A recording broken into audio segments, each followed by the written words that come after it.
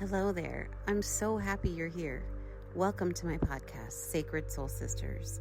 My name is Justina. I am an Usui Holy Fire and Angel Reiki Master with over 20 years of practice, and I'm your host.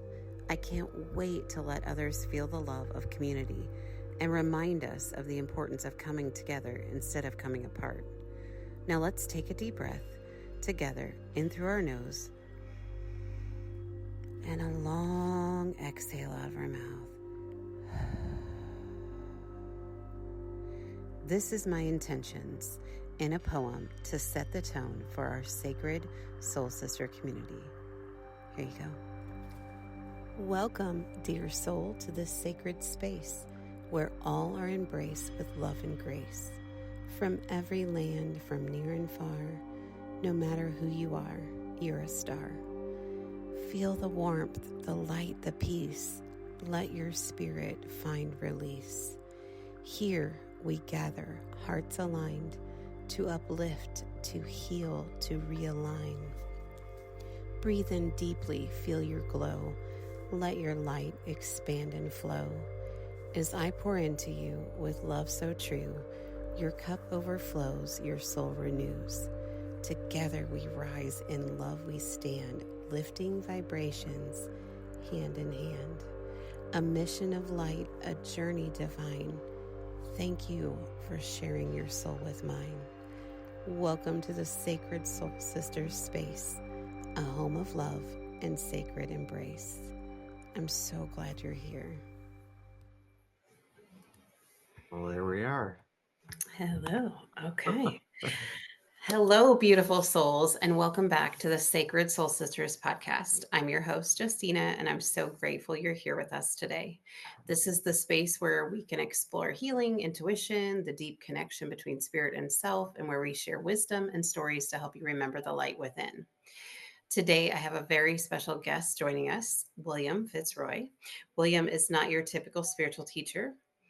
He is, as he refers to himself, part mystic, pragmatist, channel, and strategist.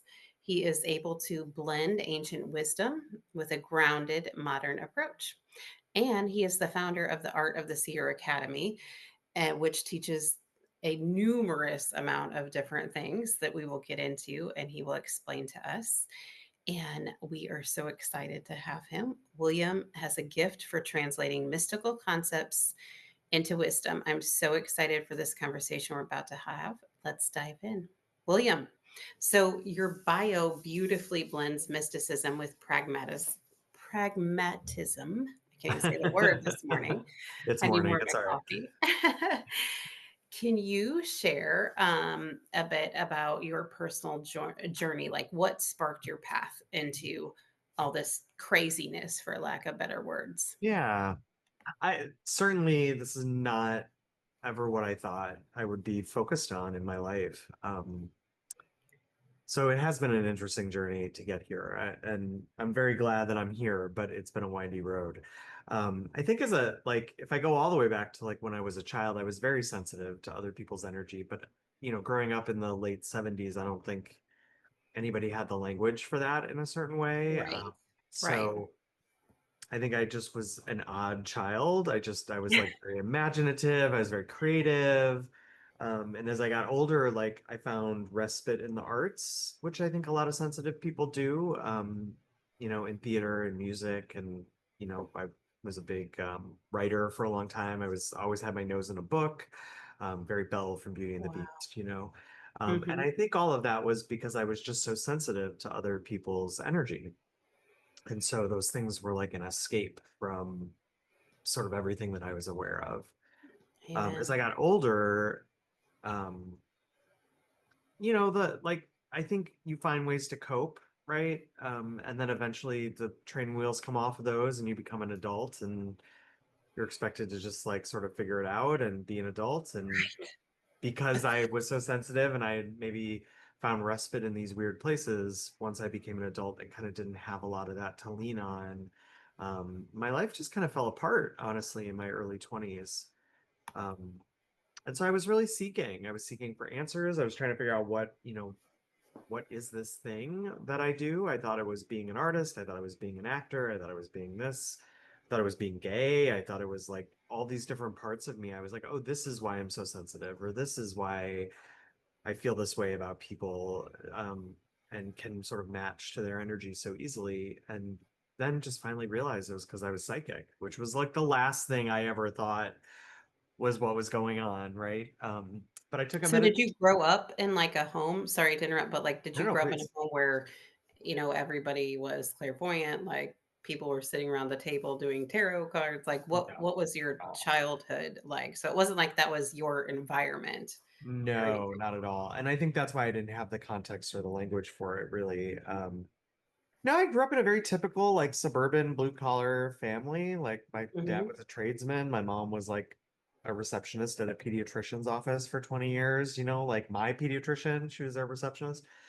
So it's just a very normal sort of Spielbergian suburban childhood. And here I was, this like alien baby who like just like didn't fit into any of that. And my parents did their best with me, I think. Sure. And I certainly, don't feel like I had a bad childhood, but I was always a little different, and I was always pushing the envelope of what was appropriate and acceptable to be conscious to or aware of. I remember my mom tells this story of we were at the grocery store. I was probably like 7 or 8, and we were like waiting in line for the cashier, and there was a man standing behind us, and I turned around and I like tugged on his coat, and he looked down at me, and I was like, why are you so sad? And of course, my mom, being a good mom, was like, "Oh my God!" And she like, like was like, "Oh my God, Right. I'm so sorry, I'm so sorry." And when we got out to the car, like I got a good talking to. Like we don't say those things to people. And I think that's a very common experience for the sensitive child to kind of learn that like these things that you're attuned to or that you're aware of, like we don't talk about that. We don't. It's not appropriate to say that out loud, right? And so you learn to Mhm. shut it down. Yeah. Yeah, you do. And I remember growing up feeling like, am I just like a weirdo? Like, I feel like I would have that thought sometimes, like, it seems like I do things a little bit different, and trying to figure out how I learned to do it different, Yeah. and why isn't everybody else around me doing it different? Yeah, it's a lot to take in as a kid too. Like we're just doing our best navigating, right? Trying Yeah. to figure everything out. So then as you got older, did you start hearing about things, in the psychic realm? Did you like how did you kind of fall into realizing after you realized, oh, okay, I have something else going on here? Yeah, I had a roommate. It was, I don't know, this was like early 2000s. I had a roommate who took was taking a meditation class, and I remember being very interested in her taking that. I had never considered anything like that. And she came home from the first class, and as roommates do, I was like hanging out in the living room. I was like, "Oh my God, how would tell me all about your class? Like, how was it?" And she was like, "Well, she's like, I didn't like it." She's like, "But I think you would love it." And I was like, "What? Really?" And she's like, "Yeah." She's like, "I think you need to go take this class." And I was like, okay." Hello, beautiful souls. Will you do me a huge favor? If you go to angelreikijourney.com, if you can scroll down and go to subscribe to newsletter and put your email in there. That way, anytime I have an event, whether it's going to be live, in person, or on Zoom, you have that information at your fingertips and you'll receive that in the newsletter. I don't spam you. I send out a newsletter letter once a month. I'll send out something else if something really cool and amazing is happening. Otherwise, also make sure to check your spam folder and convert that over to your inbox if for some reason it is going to spam. But so, also some really cool things happening. I am working on, getting the courage to be on TikTok. Yes, I can't believe it. Also, a YouTube channel Spirit made me sign up for about, well, it was 2012, however long ago that was, which feels like 100 years ago.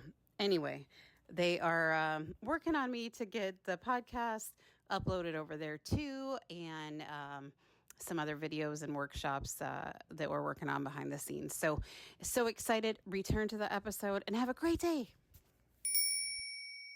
And I would never have considered it. And she actually dropped out of the class. And then the next cycle, I signed up and I went and took it. And I remember at the break, it was like a 2 hour class. There was like a break in the middle. And I remember going up to the teacher in the break and I was like, I don't know what this is. And I have no idea. I don't even understand what's happening here right now. But what I do know is I've been waiting my whole life for this. Like, whatever it is that you're teaching is like the thing that nobody has explained to me about me. And I am Wow. so into it. And I was so into it. And I ended up studying there for like over 10 years, I think, and becoming a teacher at that same school. Oh my gosh. Okay. So you were Yeah. like, I'm home and I'm going to go Yeah. ahead and run this stuff. Yeah, it was really life-changing for me. The language that they used and the tools that they taught of how to like manage your own energy, manage the energy that you're aware of in other people, was really the missing piece that nobody had ever taught me.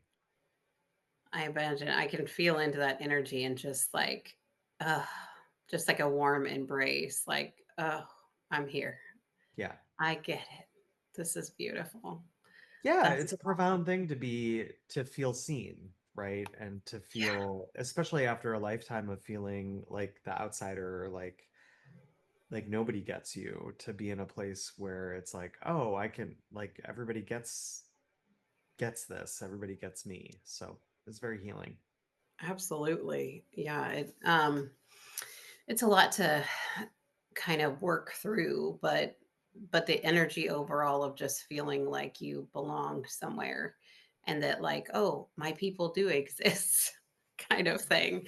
It just feels so good and It cozy. does. So you also created this Art of the Seer Academy. And a couple questions about that. First, how'd you come up with the name? Second, what inspired you to create it? And what transformation do students typically experience through the programs? Or like what topics do you guys explore? Sure. Um, I don't even know how I came up with the name. I Really? Yeah, I'm trying to remember like specifically how I came up with it. It just kind of evolved naturally. I do see psychic abilities as an art, and I think that's because I all of my education and training was through art conservatories, right? So I went to a theater conservatory undergraduate program for theater, and studied directing. But through that learned how to develop, there's a real craft to developing your voice as an artist. Hmm. And art schools teach this very well, or at least some do.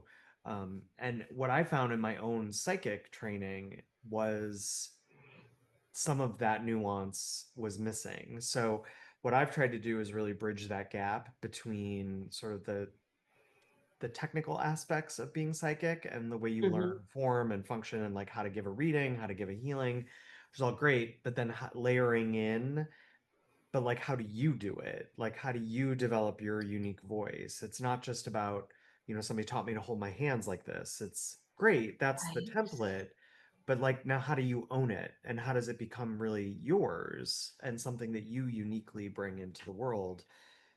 And the process and path of that is something that I learned in my artistic training.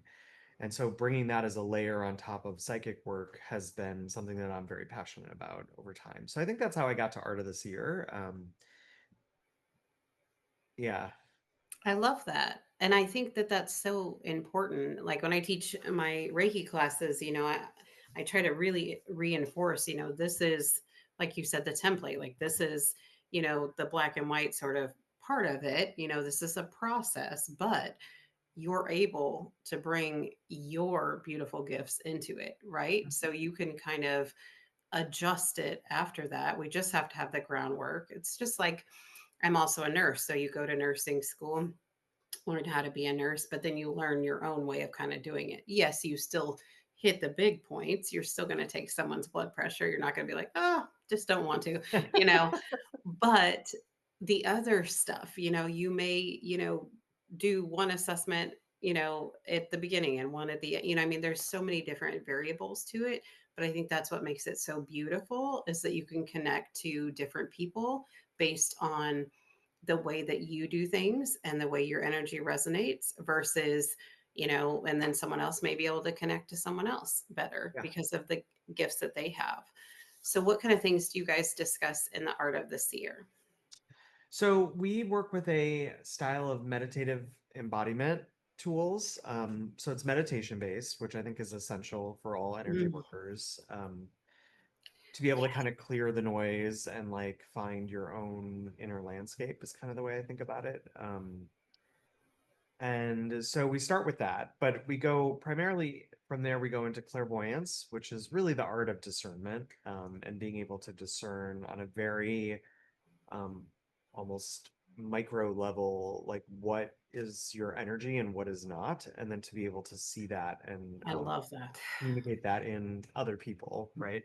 So learning how to read energy is really the art of discernment to me. It's being able to see things clearly, and we spend some time with folks doing that because I think it's to me it's foundational in that we all know how to feel other people's energy. I don't know, we don't really have to teach anybody that. Like most people are out of control empaths. So part of what clairvoyance is learning how to turn that off and turn up your ability to see it. Because if you can see it, you don't have to feel it to know it. And Right. it's so much easier on your body to not feel everything all the time. So clairvoyance is a Amen. huge, yeah, I know. So clairvoyance is a huge cornerstone of everything we do. I love that so much. So, are there different topics after that? Like, do you talk about other clairs? Do you go into um, like talking about how to do a reading per se or Yeah, anything like that? everything we teach is very functional. So it's all about like it's all tools based and it's all technique based. So everything Awesome. is through the lens of how to you learn. See, I find like you learn how to do it for somebody else, but really you're teaching yourself how to do it for yourself. So the more Yes. you gain confidence reading other people, you're actually gaining confidence in your ability to read yourself, which is actually the trick of it. I always joke that I'm trying to put psychics out of business by teaching people how to read themselves so they don't have to go to somebody else for their answers. Um, Hmm. but sometimes it's nice to go to somebody else and just have them do the work a little bit. Like it's nice to not always have to be responsible for it all. Right. Right. It is. And sometimes, because we're all human, right? Still, knock on wood. But sometimes we still get in our heads. Like I know I do, sometimes I'll be on a certain topic or really looking into things, feeling into things, but I also have, 80 other things going on with like my family, my kids, my job, and so I'm like, gosh, I'm trying to like get in that place where I can really focus and dive into this. So sometimes having a good friend also in this field is super helpful to kind of touch base every now and then and be like, hey, am I losing it? Like, I feel like I'm right there, but I do feel like it is oddly naturally easier to pick up on someone else's stuff at the beginning than it is your own. Why do you think that is? Do you have any thoughts on that? Yeah, I think we're just taught to not pay attention to ourselves. Okay. Like, I think we're just conditioned and taught from a very young age to have our awareness on everyone and everything else. And, I think the current, like, if you scroll through Instagram and you watch all the ADHD, autism TikToks now, where everybody's talking about Hmm. all these things, I think what they're really describing is just the effect of people not being self-aware in a certain way and feeling like feeling like that's wrong in some way. And we've been taught from childhood to turn off those gifts, to not turn around and say to the guy behind us, like, why are you so sad? When, like, what that really teaches us is to shut that down and not notice that about ourselves either, right? Wow. Yeah. That's very true. Yeah. Yeah. It's very interesting. And I think sometimes, in our upbringing, we get the thought process going that, we're selfish if we tune Sure. into ourselves too. Like, we don't want to be selfish. Like, we don't want to be perceived as like we're all about ourselves. And then In fact, we realize we've shut down like all of our energy centers essentially. And so that Yeah. didn't really work out the best either. Well, So definitely as a healer, right? And you'll identify with this, I know, because you do so yeah. much healing work. Like you have to heal yourself first. Like Oh, you can't give from look, an empty cup, right? And I I think need you. Can you repeat that? you have to heal yourself first. You can't heal from an empty cup. And I know Yeah. I know my parents certainly did not understand that concept and are paying for it later in life, right? And Right. watching people sort of go through that is really hard, especially Hmm. when they're not willing to take some self responsibility for their own healing. Yes. And it's an ongoing process, right? Like sometimes we don't even know about a certain layer that's there to heal until we've healed the crap on top of it, right? Yeah. So it's ongoing. I try to, relay to my clients too that, I used to have the mentality that like, oh, okay, wait, I've healed this and this. I'm good. Like I should have be chilling the rest of my life, right? Yeah. Yeah, no, like you don't meet a certain quota and you're done. Like, unfortunately, it doesn't work that way, right? But the adjustment to it does get easier. And Yeah. the knowing of you are still fully supported in everything that you're doing from all of these beings in the unseen world, let alone, some pretty awesome people that are here. But I think that it's so important to invest in healing yourself. And sometimes what I've seen in some healers is, they're incredible teachers, incredible leaders, and all of these things, but they take their clients or their students to a certain point, and for some reason they can't get past that. And a lot of times that reason is because they haven't done that work, right? Yeah. So, yeah, I spent a crap ton in inner child work, like, ugh, still doing some of it, but 10 years were like hardcore and it wasn't exciting and happy to, to be clear. But the other side of it, oh, Yeah. is so freeing. It's so freeing to know that like when we heal something, that doesn't mean it's going to kill us to heal it, right? We Yeah. can do it. We went through it, so we have the ability to heal it. So I love that you said that. There's a lot of people that are really curious about their psychic gifts, or their intuitive abilities and that kind of thing, but they get a little intimidated or uncertain or a little creeped out, or, they're kind of like on the fence of a couple different things. How do you help people, clients or students, demystify the psychic path and make it more approachable? Like, how do you, um, is there some information you'd like to give to kind of help put them at ease? I think the one thing that we try to do at Art of the Seer is make it fun. I think I people love learn that. better when they're having a good time and laughing. So like Yes. sometimes I've been in spiritual spaces that feel very heavy, and I don't just mean like Yeah. I mean like self-important heavy and like, Oh, oh, we're only here for the deep work. And it's like, well, the deep work comes, but it usually pokes its head through the light work, where it's like, oh, right. we're just kind of like doing this thing, and then it's like, oh God, that is like a really big deal. Yes. So we try to keep things light and fun. So we have a lot of drop-ins and weekly events for the membership that are like more playful in nature. I love that. And through that I find people can let go of some of the anxiety about it needing to Yes. be important or deep or blah blah. The other thing is we're a practice-based community, so there's a lot of permission for people to just like your only job, we always say, is to just show up. Like I nobody's love that. expecting you to give a perfect reading. No one's expecting you to have a perfect reading. Like we're just Mhm. here showing up, practicing our tools and practicing them together because that's more fun. And I find that that tends to mitigate some of that anxiety that people have stepping into it. Um, so we try to have a good time, basically, is what I'm trying to say. It feels like you create a safe place for people to be real. We try. which is so big. And Yeah. I think that there are definitely some programs that are very rigid in their learning, and maybe that works for some people.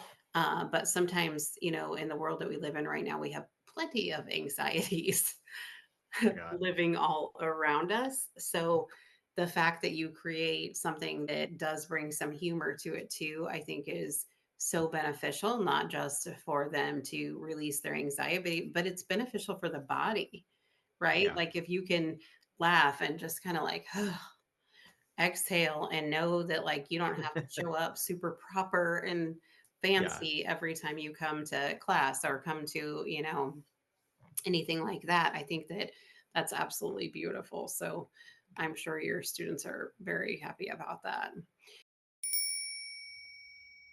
Hello, everyone. I wanted to remind you we have the upcoming class. I'm so excited for another Reiki class, level 1 and level 2, Usui Holy Fire Reiki in person in Highland, Illinois at the Balance Wellness Studio. Make sure you go to my website to sign up. I can't wait to see you there. It is an in-person event, takes all weekend, Saturday and Sunday, but you receive both certifications, level 1 and level 2. And we are looking at possibly February, March to do our master level course if you're interested in that as well. So again, check the website, angelreikijourney.com. Make sure while you're at the website to scroll down to the bottom and sign up for the newsletter so you can stay up to date with everything. And yeah, thank you so much. Have an awesome day. Thanks. Yeah, we also last thing I'll add to that is over time I've like let go of a lot of rigid structuring around it. So a lot of what we offer now is very a la carte, and it's very like participate in what you have the time and space to participate in. Like there's not a lot of obligation and rigid commitment.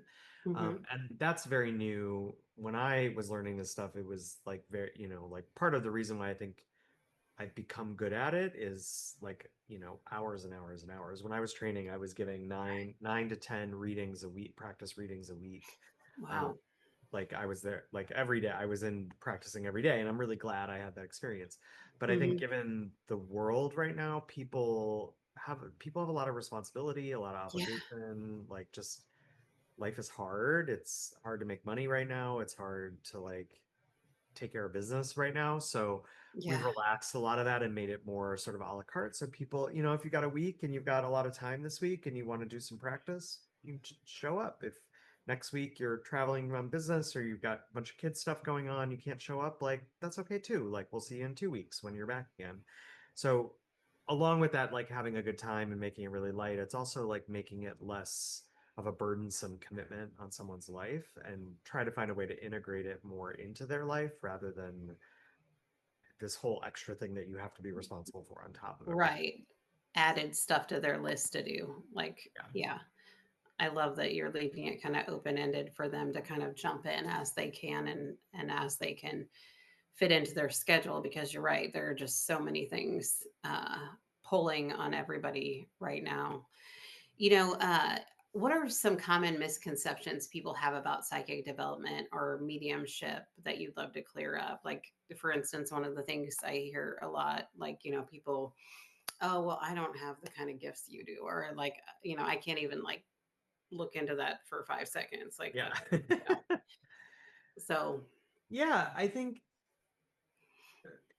the most common misconception about sort of psychic is that you can control what happens to you.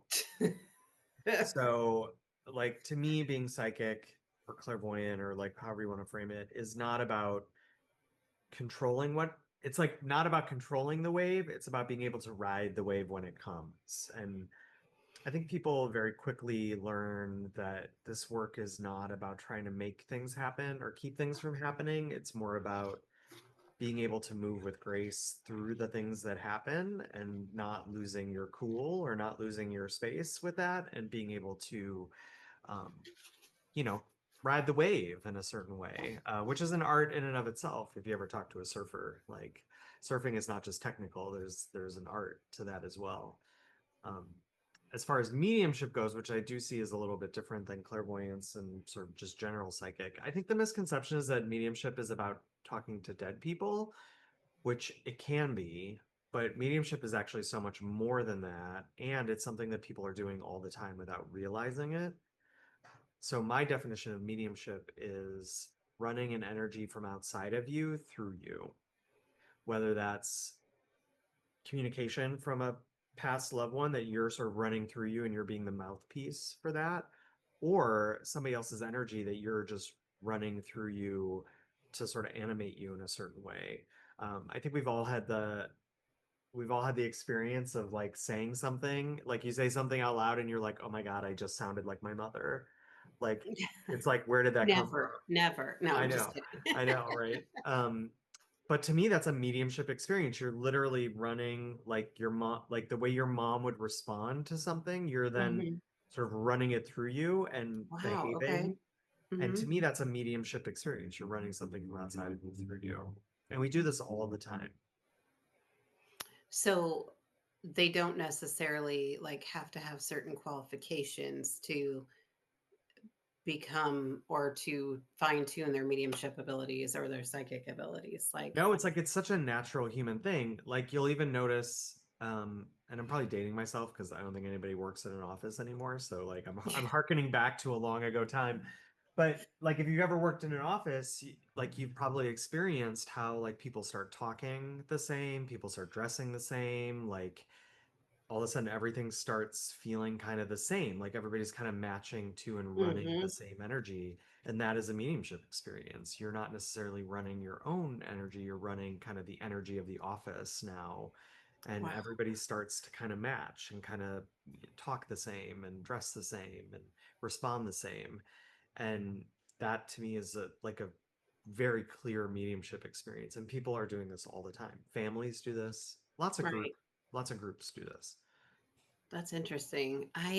So like what feels like 100 years ago, but it definitely was not that long ago.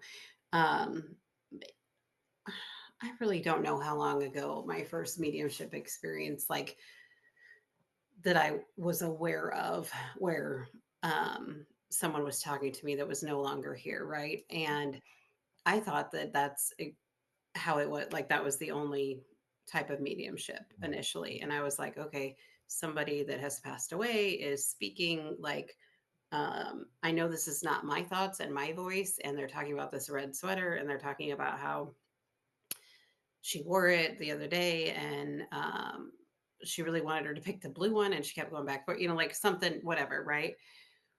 Well, then about, I guess, 8 to 10 years ago, somewhere in there, I had a patient that had a stroke and was nonverbal, and her family had come in and they were trying to figure out if she wanted a Dr. Pepper or a Diet Coke or something like that. And they had both of them. And I'm just standing there next to her, and I don't remember what I was doing, washing her face off or something, and working in my nurse role at that time. And the family just kept saying, like, what do you want? Can you nod? Can you lift up your finger? Can you, and she's just staring at them. And then I heard very clearly, I want a freaking Dr. Pepper. And I was like, after I about peed on myself, because I was just like, what the hell was that? Like, she's totally alive. Like, I just checked her vital signs. Like, what's happening? Yeah. And I was so blown away by that. And then I've had some experience with autistic children that are nonverbal, that, all of a sudden I start, and I'm like, oh, so you don't have to be dead per se to communicate, Yeah. right? But I hadn't really looked at it the way that you explained it fully. And I do agree. I think there's so many times we're channeling energy that we aren't conscious Mhm. of it.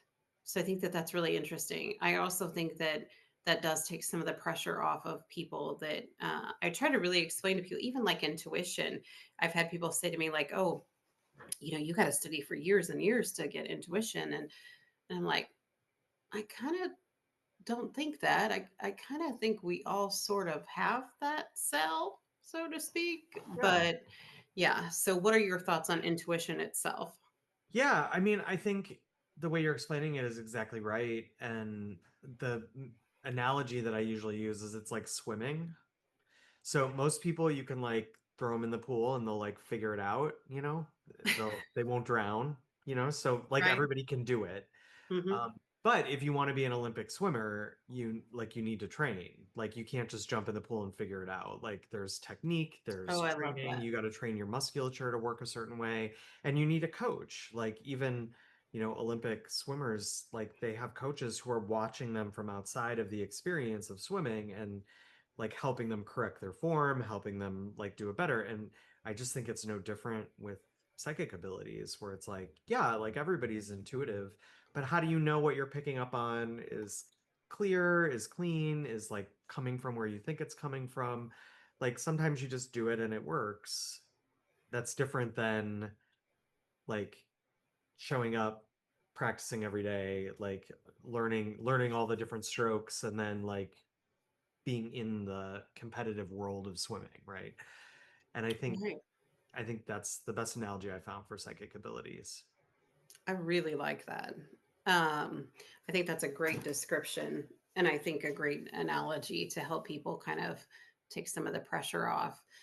So, if there's somebody that comes to you and says, I'm just feeling completely disconnected, like I don't feel like I have any intuition, I don't feel like I have any psychic sense, I don't feel like I have anything as far as connecting outside of my body or anything like that. Is there one simple practice that can help them sort of tune back in or open that channel or to remind them that, they really can feel something, or connect to something? Is there anything I'm that, Yeah, I'm gonna be a little contrarian with your example because if somebody came to me and said that, I would say you should go take guitar lessons then. Like this isn't for you. If you're like, I can't do this, I can't do it, then I'm not here to convince you you can in that a you certain can? way. I got Like you. I'm not gonna take that task on in a certain way. I love But that. I'm only joking with your example. No, I think, the thing I counsel people when they first start is everybody wants to get everyone wants to run before they can walk. Yes. So, like, Yes. if you really want to learn a new skill, whether it's playing the piano, playing the guitar, improvisation, acting, like whatever it is, whatever you want to learn, you have to start at the beginning. And that doesn't mean it's going to take you a long time to get to the good stuff. It just means you have to have a mastery of the basic tools in order to get to the like level of awareness that you're looking for. For instance, we teach a lot of classes on astral projection and dream and like lucid dreaming and dream work, which Mm, is like so fun and so great. But like I found it generally takes people like between 8 months and a year from like learning the meditative embodiment practice and practicing it every day for 15 to 20 minutes until like about 8 months to a year in doing that, your inner life is activated enough that you can start to open that awareness while you're dreaming. It doesn't happen overnight. You can't skip steps. right. Like it's a musculature you have to train. So it would be like going into a gym and trying to, bench press 300 pounds the Yes. second day you're at the gym. You can't. It like you're gonna, Nor should you try. nor should you try, right? So like this isn't directly answering kind of what you asked, but this No, is it how I is. would approach someone like that is like, that's great. I know you don't think you can do this. Like we can get you there, but you're gonna have to trust and you're going to have to like let go of some control and go through the like there is a process to go through here and we can guide you through that, but you're going to have to trust it. And trust is a huge thing for sensitive people, I find. Yeah. Yeah. That whole trust, be vulnerable, all that ick. I mean, wonderful things, wonderful things.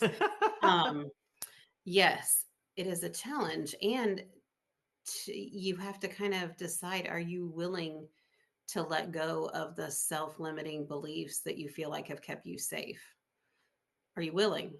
Yeah, and I've encountered this very often in all the years I've been teaching, and it always amazes me how someone will pay for a class I'm being catty here a little bit. No, I get it. I'm like spilling No, tea.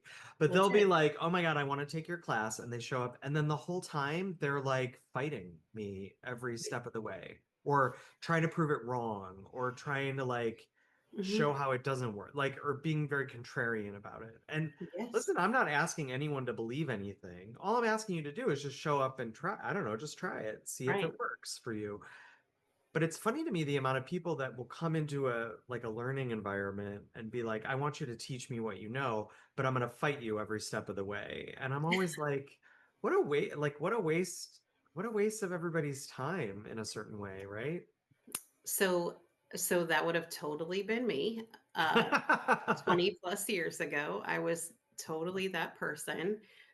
And what I realized that was so about me, that was so about me, not about anybody that was taking the time to teach me. It was my own pissiness and self-limiting beliefs and negative self-talk over and over that was just jacking me up 24/7, and my way of defending it or dealing with it was to be like, "Oh, okay, yeah, mhm. Yeah. Oh, yeah, that worked perfect." Really? I could have I was such an ass sometimes, but really it was just because of my own issues because I hadn't went in and healed some crap, right? Yeah. So I had to bring my junk to the class, which wasn't very nice. I should probably get in touch with that instructor now that I say that. No, and I think Sorry. people have a lot of trauma around spiritual spaces, and community spaces. Just, we've all been in bad ones and we've all been Mhm. felt taken advantage of. We've all felt, levels of control and, even manipulation, I'll call out. Like, and I think those Yeah. are all very real things. But you're never going to get anywhere if you don't trust anyone. And so I always open every class with like, I'm not asking you to believe in me or make me your guru or think that I have all the answers because I certainly don't. But what I'm asking you to do is for the next 4 weeks, we're going to meet once a week in this class. And like, can you just trust me for 4 weeks? And then when the class is over, you don't have to validate me. You don't have to tell me I was right. You don't have to, but like, if you're going to be in the experience of it, like just choose to be in the experience of it. And then you can go have a different experience after that. But it does take just a little bit of trust. That would have been great terminology for me. I would have also been writing down like, okay, so September 26th at 4 p.m. I am done trusting. So I Yep. love that. But it is so true. The trusting part is hard Yeah. for a lot of people, and I get it. So I need to ask you, who are some of your biggest influences over the years, spiritual or otherwise? This can be, from an actor to a spiritual guru, teacher, anything like that. Who are some of the biggest impacts in your life? I'll go to like authors that I've read. It's funny, I'm very attracted to certain spiritual lineages that like sort of theosophy and spiritualism from around the turn of the century. I've always been very attracted to that. So like I read a lot of Rudolf Steiner, I read a lot of Gurdjieff, who is a Russian mystic, the Fourth Way teachings. I'm very into that. All of my work is about taking spiritual information and updating it into present time. Even the teachers that I studied with 20 years ago, I find a lot of the stuff that we did like it like doesn't apply anymore in the Oh, like okay. the age that we're in. Like I think Hmm. modalities of healing, modalities of meditation are changing. The world is so different. Like I think about this all the time. I remember taking a class in like 2004 or 5 about spirit guides, communicating with spirit guide, and I was like, oh my God, like I was like, I can't tell anyone I'm taking this class. This is so scandalous. It Oh, was like 100%. Yeah. I like it's all over. Everybody's doing it now, right? My other joke about this is like, you think about like the new age movement and like you can buy aromatherapy at Target. Like the That new is age so funny. happened. It like the new age is the Yes, age. We're in the new age. So that's so like true. I think what is Siri or Alexa if not spirit guide, right? Like it's so commonplace now. Like I just say out loud in my house, like, "Hey Siri, like turn all my lights off," and they all go off. Isn't that like what like that's a spirit guide relationship in a certain way, right? Wow. So like what I get very passionate about is how do these sort of ancient techniques, or these techniques that have ties back into sort of the way humanity was, how do they apply it to where humanity is going, and like making it really relevant again in a way that is both fun and novel but also honors the intent of the lineage. And I think that's hard. I think people get very set in their ways and are very, like I had a I'm sort of running, I'm all over the place on this, but I had a You're teacher okay. once explain to me that a lot of people think that teaching is giving someone the same experience that you had. So I went through a process of learning how to heal myself and others, and it was very unique to me. And Right. so a lot of people would then try to go replicate that experience onto or for someone else, that other people should go through the same process you did. But that's not actually teaching. Right. Right. That's trying to force somebody into a process that you went through because that's the process Mm-hmm. rather than showing up at now as healed and helping guide someone through the process they need to go to, which might be Look different. very different than the one that you went through, but you're still the teacher for them because of the process you went through. So it's like, rather than just trying to replicate the way it's been done, it's like, how do I embody what it took for me to get here and now create opportunity for other people to take a step forward in a way that's very unique to them? Yes, I love that. I think so often teaching is really creating that sacred space and really allowing people to come into an area where they feel safe enough to explore what's coming through them. I think that's so important. So, Yeah, absolutely. and you could say like true teaching is not about making someone like you. It's about making someone more like them. And that takes a level of Mm, discernment and neutrality. Like if you think even back in your own life to the like not even in spiritual spaces, but the teachers you had as a kid growing up, the ones that you really felt connected to and seen by were the teachers that weren't teaching you lessons out of a book. They were teaching you something different, which was how to have space to be yourself. yes, yes, 1,000,000% for sure. So, for listeners that feel drawn to your teachings, where can they find you? Where can they learn more about Art of the Seer? Yeah. And how would they go about enrolling in? Is Art of the Seer a program itself, or is it a membership, or what is it exactly? Yeah, we're at artoftheseer.academy. It is free to sign up for a member profile, and with that free profile, you get access to weekly events that anybody can come to. So we have drop-in meditations. You can come give complimentary readings from people in our training program and other people in the community. There's a whole library of meditation drop-ins and workshops that you can take just for free. It's an open library for anybody with a profile. So we do that because I just think nobody owns information, so happy to share kind of the collective vibe of the community with people who maybe want to try it out and see if it's a good fit for them. And Mhm. then from there, we have a bunch of electives that you can sign up for, and those are like 4 week, 10 week, several months, and you can find all that on the community site once you've got a free profile. Great, great. Yeah. And do you do any one-on-one type I sessions? do. Yeah, I still do readings and healings one-on-one. I also do some one-on-one coaching. Um, the older I get with the one-on-one coaching, it's like I find that people get more out of a community experience. It's more fun when you're laughing with a group of like-minded people, even if it's three Right. or four people. I just find people connect better that way. But some people do prefer sort of one-on-one coaching work, and I do offer that as well. Okay, great. And is there an email address they can email you? Would that be on your site as well? Yeah, it's all on the site, but William at artoftheseer.com will get you right to me. Okay. And if you could leave our listeners with one more empowering thought, activation for their own spiritual path, or motivation, what would it be?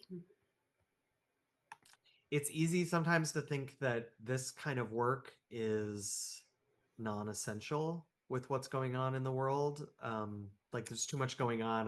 Like meditation seems like I'm not doing enough. But actually, I would say like this is actually the time to be waking up in this way, because the world needs your presence. It needs your gifts. That's what we're all here for. So it's the perfect time to connect to yourself in a deeper way.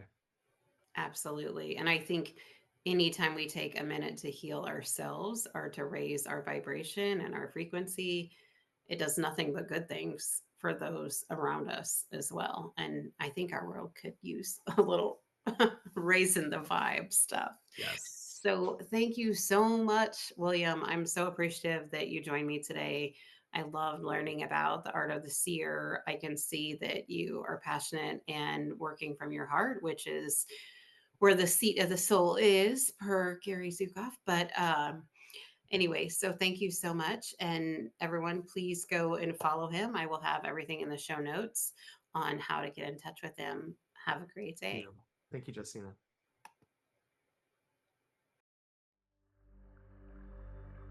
Hey everyone, I wanted to take a quick second and say thank you, thank you, thank you.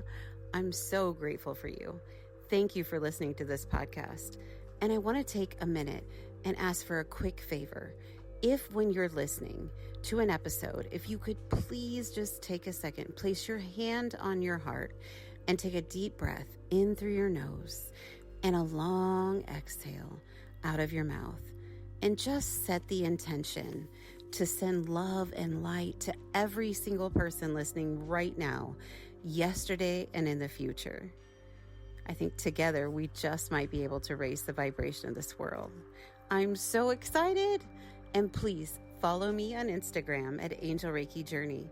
Visit my website to book an appointment with me at angelreikijourney.com. And please follow this podcast, Sacred Soul Sisters. Thank you so much. And I can't wait to talk to you again soon.